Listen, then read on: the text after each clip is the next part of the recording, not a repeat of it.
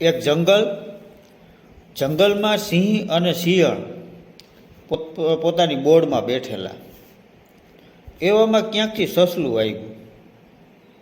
આવીને છાનું મૂનું બેઠું રહેતો તો વાંધો નહીં, પણ સિંહને ગાળો દેવા માંડ્યું.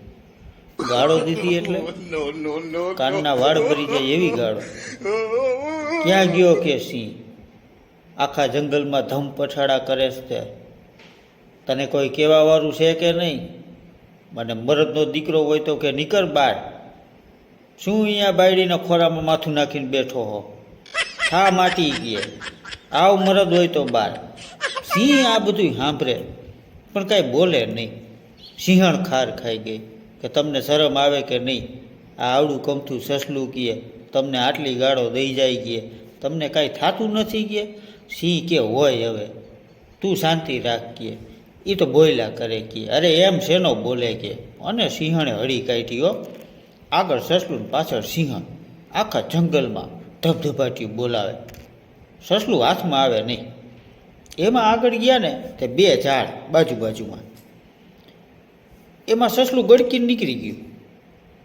સિંહણે ડાઈ મારી પણ સિંહણનું ભોડું હલવાઈ ગયું. વચ્ચો વચ નો આગળ જઈ શકે, નો પાછળ આવી શકે. સિંહણ હલવાઈ ગઈ. અને ભાઈ સસલું ક્યાંકથી ધોકો લઈ આવ્યું. પાછળ આવીને સિંહણને દે ધનાધન. સિંહણ રાયડું ને બોકીરા કરે. અહીંયા તો કોણ આવે? હારી પટ અડધી કલાક સુધી સિંહણને મારી. પછી સસલું વયું ગયું.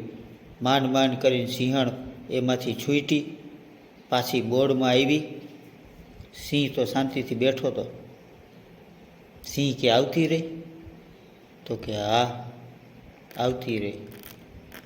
જોયું ને કે આવું તો મારી આયરે 3-4 વાર થઈ ગયું કે, એટલે હું કાંઈ નહોતો બોલતો. તને ના પાડતો તો કે ભાઈ સાહેબ બોલવા દે, ભલે બોલતો હોય. તો વાહે હળી કાઢી.